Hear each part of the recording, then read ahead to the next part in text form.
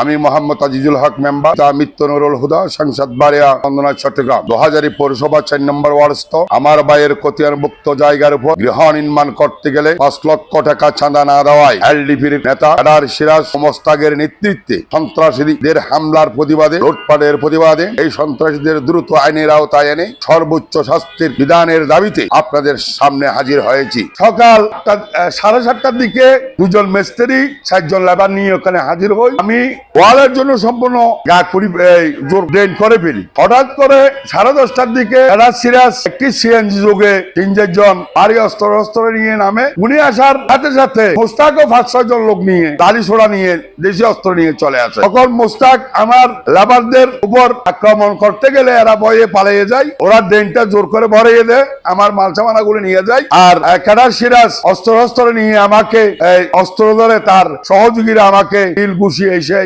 অত্যাচার করছে। পরে আমার পরিচিত জনেরা ওখান থেকে গিয়ে আমাকে ধরে 2000 হাসপাতালে অনেক চিকিৎসা করায়। আমি চিকিৎসায় দেশের মধ্যে একটা ন্যায় বিচার এবং সাজামুক্ত। তারা আমার উপর এইভাবে হামলা করেছেন চাঁদার জন্য, এইভাবে আজকে আমার জীবন থেকে 2 বছর কেড়ে নিয়েছেন।